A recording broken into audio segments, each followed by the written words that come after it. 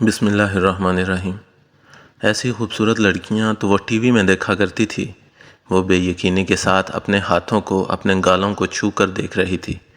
تھوڑی دیر پہلے وہ ان سب لڑکیوں پر رشک کر رہی تھی، اب میک اپ کر کے وہ ان سب سے اچھی لگ رہی تھی۔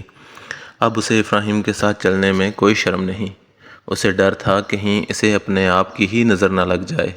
اس کے دل میں شدید خواہش پیدا ہوئی، ایک بار افراہیم اسے دیکھ لے تب اسے پتہ چلے گا اس کی بانی کتنی خوبصورت ہے۔ وہ تو نظریں ہی نہیں ہٹا سکے گا۔ تھوڑی دیر بعد اس لڑکی نے آ کر اطلاع دی کہ اس کا شوہر آ چکا ہے۔ وہ آرام سے چلتے ہوئے باہر آئی تو افراہیم اسے دیکھ کر جیسے سانس لینا بھول گیا ہو۔ وہ ایک ٹک اسے دیکھے جا رہا تھا۔ اس کی دھڑکن کی رفتار بے ترتیب ہونے لگی تھی۔ اس نے بھی شرما کر نگاہیں نیچی کر رکھی تھیں۔ بہت دیر بعد وہ خود کو سنبھالنے میں کامیاب ہوا۔ چلیں، اس نے قدم آگے بڑھائے۔ اب وہ اس کے ساتھ چلتی ہوئی کوئی شرم محسوس نہیں کر رہی تھی۔ نائس کپل، پیچھے سے ایک لڑکی کی آواز آئی۔ اس کی اس بات کا مطلب وہ تو نہ سمجھ سکی، البتہ افراہیم نے مسکراتے ہوئے اسے کچھ جواب دیا۔ وہ ڈرائیونگ سیٹ پر آ کر بیٹھ گیا۔ وہ بھی بیٹھ چکی تھی۔ اس نے کار سٹارٹ کر کے گھر کے راستے کی طرف موڑ دی۔ وہ بار بار بیک مرر سے اسے دیکھ رہا تھا۔ اسے دیکھ کر اس کا دل نہیں بھر رہا تھا۔ آج وہ اتنی خوبصورت جو لگ رہی تھی۔ کیا یار، دماغ خراب ہے؟ اس دیہاتی جاہل کو کیوں گھور گھور کر دیکھ رہے ہو؟ مانا کہ وہ خوبصورت ہے، لیکن خوبصورتی ہی تو سب کچھ نہیں ہوا کرتی۔ یہ وہ لڑکی نہیں جس کے ساتھ انہیں اپنی پوری زندگی گزارنی ہے۔ جس لڑکی کو ٹی وی آن کرنا ہی نہ آتا ہو، اس کے ساتھ کیسے زندگی گزار سکتا ہے؟ یہ صرف ایک سمجھوتا ہے اور بس۔ اس نے خود کو ملامت کیا، لیکن یہ سوچنے کے باوجود بھی وہ بار بار بیک ویو مرر سے اسے دیکھتا رہا، جبکہ وہ اس سے بے نیاز سڑک پر چلتی گاڑیوں کو دیکھتی رہی۔ گھر پہنچ کر وہ سیدھا کچن میں گھس گئی۔ جب تھوڑا بہت کام باقی رہ گیا تھا وہ کرنے، مہمانوں کے آنے میں ابھی تھوڑا وقت باقی تھا، کچن سے مطمئن ہو کر نکل کے بعد وہ ڈائننگ ٹیبل پر آئی۔ وہاں کی صفائی کے ساتھ ساتھ اس نے پھول بھی ٹیبل پر رکھ دیے۔ اگر اسے زیادہ نہیں بھی معلوم تھا تو اپنے اندازے کے مطابق کچھ نہ کچھ وہ کر رہی تھی۔ اس نے ایک سرسری سی نگاہ صوفے پہ بیٹھے افراہیم پہ ڈالی۔ وہ تھکے ہوئے لگ رہے تھے۔ وہ کچھ سوچ کر کچن میں گئی اور گرما گرم تازہ چائے بنا کر اس کے پاس ٹیبل پر جا کر رکھ دی۔ چائے رکھنے کی آواز پہ اس نے آنکھیں بند کھولیں۔ اس کا اس وقت چائے پینے کا موڈ لگ رہا تھا، لیکن یہ بات اسے کیسے پتہ چلی، اس بات پہ وہ تھوڑا حیران ضرور ہوا۔ کچھ ہی دیر میں اس کے آفس کے سارے دوست آ گئے۔ وہ سب گرم جوشی سے ملا اور ساتھ ہی ساتھ اپنی نئی نویلی دلہن صاحبہ کو بھی دکھا رہا تھا، کہیں وہ کوئی غلطی نہ کر دے۔ وہ اس کی نصیحت کے مطابق صرف سلام دعا کی حد تک بات کر رہی تھی۔ سارے مہمانوں میں جو 3 سٹائلش لڑکیاں تھیں وہ بڑے اچھے طریقے سے اس کا جائزہ لے رہی تھیں، یا پھر شاید دیکھ رہی تھیں کہ اس میں ایسی کیا بات ہے جو افراہیم صاحب نے ہم جیسی لڑکیوں کو نظر انداز کر دیا۔ ارے یار، کمال کی بیوی ڈھونڈ کر لائے ہو، کون سی حسین وادی سے پکڑ کر لائے ہو اس پری کو؟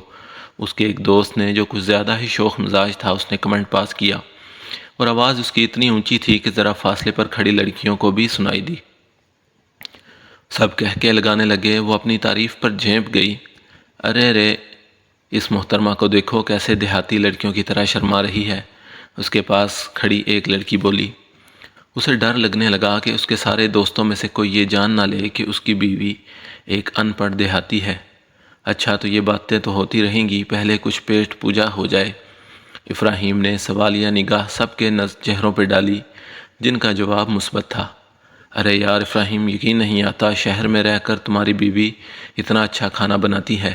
اس کے ایک دوست نے کھانا کھاتے ہوئے تبصرہ کیا۔ وہ تو اس کے ہاتھ کے بنے کھانوں کا ذائقہ اچھے سے جانتا تھا، لیکن اس کے دوست پہلی بار کھا رہے تھے۔ پہلی بار تو اسے بھی حیرت ہوئی بریانی کھا کر، کیونکہ اتنی ذائقے دار بریانی اس نے کبھی نہیں کھائی۔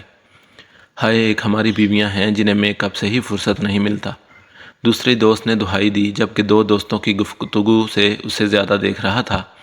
وہ لڑکیاں سرگوشی میں پتہ نہیں کیا کرید کرید کر اس سے پوچھ رہی تھی، جبکہ وہ بول کم اور سن زیادہ رہی تھی۔ یہ مشورہ بھی اسی نے دیا تھا۔ بھابی، مجھے اس ٹیسٹی بریانی کی ریسپی ضرور دیجیے گا۔ جاتے وقت وہ حیرانی سے اسے مخاطب کر کے دیکھ رہی تھی۔ وہ سمجھ نہیں سکی وہ کون سے پیس مانگ رہا ہے۔ ہاں ہاں، کیوں نہیں، ہماری مسز آپ کو بریانی بنانے کی ترکیب ضرور دے دے گی، افراہیم نے بات سنبھال کر کہا، اور وہ سمجھ گئی۔ کھانے کے دوران ایسے چھوٹے موٹے مسئلے پیدا ہوتے رہے، جنہیں وہ بڑے آرام سے ایک خوبصورت انداز میں سنبھالتا رہا۔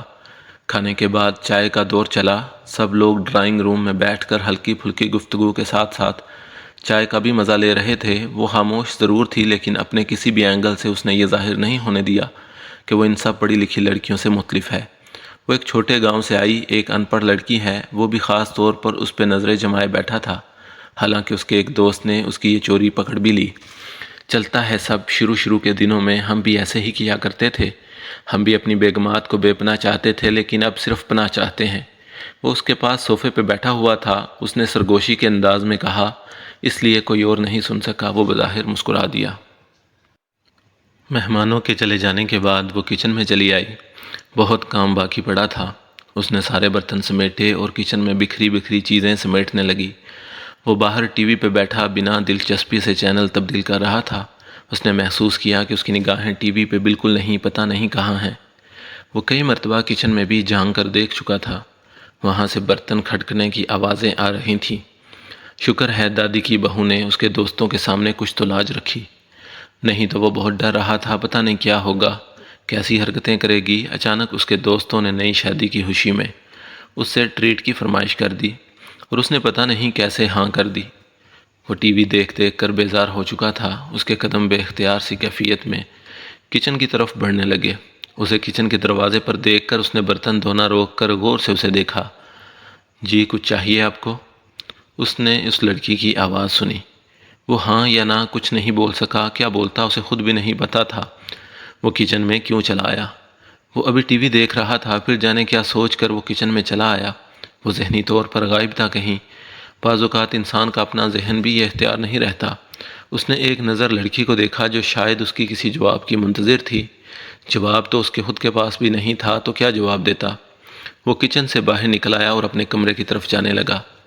بڑی دیر کے بعد وہ کچن کے کاموں سے فارغ ہوئی تو تھکاوٹ کے ساتھ ساتھ آنکھیں نیند سے بوجھل لگیں۔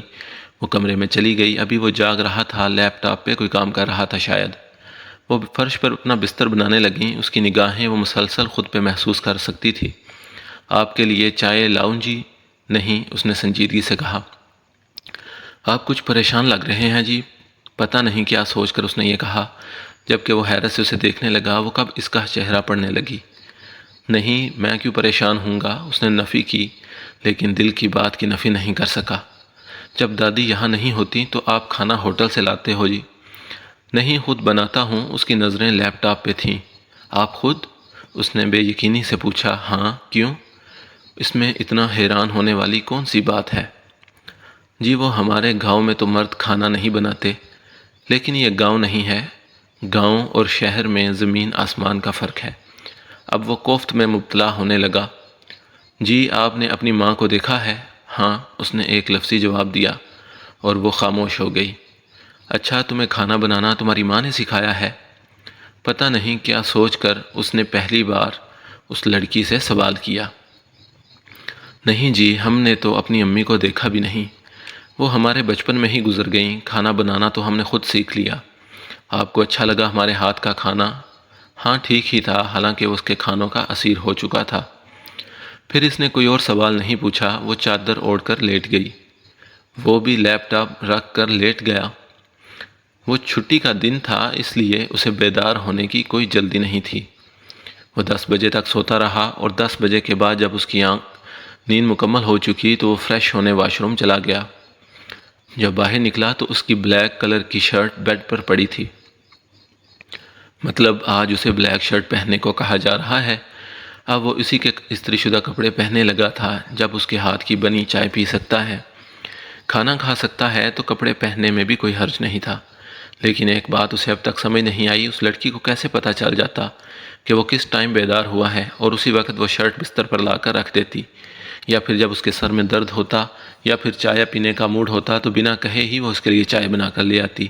حالانکہ اس نے روایتی شوہروں والا ایسا کوئی حکم بھی نہیں سنایا، لیکن وہ خود بنا کہے اس کے سارے کام کرتی۔ وہ روایتی بیویوں والے سارے فرض نبھا رہی تھی، لیکن اس سب کے باوجود بھی اسے وہ قبول نہیں کر سکتا۔ اس میں وہ اعتماد اور وہ شعور ہی نہیں ہے جو اسے ایک بیوی میں چاہیے تھا۔ وہ خوبصورت ہے، لیکن خوبصورتی ہی تو سب کچھ نہیں ہوا کرتی، اور نہ صرف خوبصورتی کے ساتھ ساتھ پوری زندگی گزاری جا سکتی ہے۔ ہر انسان کی طرح اسے بھی حسن متاثر کرتا، لیکن اس کا یہ مطلب نہیں کہ انسان کو خوبصورت بنانے کے لیے صرف حسن ہی کافی ہو۔ حسن کے علاوہ بھی کئی چیزیں انسان کو خوبصورت بناتی ہیں۔ کنگھی کر کے وہ نیچے چلا گیا۔ تب تک وہ ناشتہ لگا چکی تھی۔ ناشتہ کر کے یوں ہی لان میں اخبار لے کے بیٹھا۔ چھٹی کا دن تھا، اس لیے ذہن بالکل فریش تھا۔ ویسے اسے اخبار پڑھنے کی عادت تو نہیں تھی، لیکن یوں ہی ٹائم پاس کے انداز میں وہ اخبار کی ہیڈ لائنز پہ نظر دوڑانے لگا۔ چھٹی کے دن اس کی کوئی خاص مصروفیت نہیں ہوا کرتی، وہ ہمیشہ چھٹی کا دن گھر پہ گزارتا۔ عام نوجوانوں کی طرح کوئی خاص دوستی بھی نہیں تھی اس کی۔ اس نے اپنا سارا وقت، سارے خواب اپنی ہونے والی جیون ساتھی کے لیے سمیٹ رکھے تھے، لیکن اس کے خواب ریزہ ریزہ ہو چکے تھے۔ دادی کے آنے میں بھی ایک ہفتہ باقی تھا۔ اخبار پڑھتے ہوئے اچانک اسے احساس ہوا کوئی اسے دیکھ رہا ہے۔ اس نے نگاہ اٹھا کر دائیں جانب دیکھا، لیکن کوئی نظر نہیں آیا۔ وہ ایک بار پھر اخبار پڑھنے لگا، لیکن کچھ لمحے بعد اسے پھر احساس ہوا جیسے کوئی اسے مسلسل دیکھ رہا ہے۔ اب کی بار اس نے دائیں بائیں دیکھا اور پھر سامنے دیکھا تو اسے پتہ چلا وہ لڑکی کچن کی کھڑکی جو باہر لان کی طرف کھلتی ہے اس سے چپکے چپکے اسے دیکھ رہی تھی۔ وہ اس کی چوری پکڑ چکا تھا۔ اسے دیکھ کر وہ کھڑکی سے غائب ہو گئی۔ اسے کچھ عجیب لگا۔ 2 دن پہلے جب صبح کے وقت گہری نیند میں سو رہا تھا، اچانک ایک آواز نے اس کی آنکھ کھولی۔ تب اس نے دیکھا لڑکی ہاتھ باندھ کر اسے بڑے غور سے دیکھ رہی تھی۔ اسے حیرت کا جھٹکا لگا۔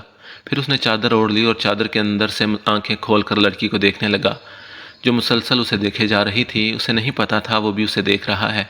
اگر اسے پتا ہوتا تو شاید گڑبڑا کر باہر نکل جاتی۔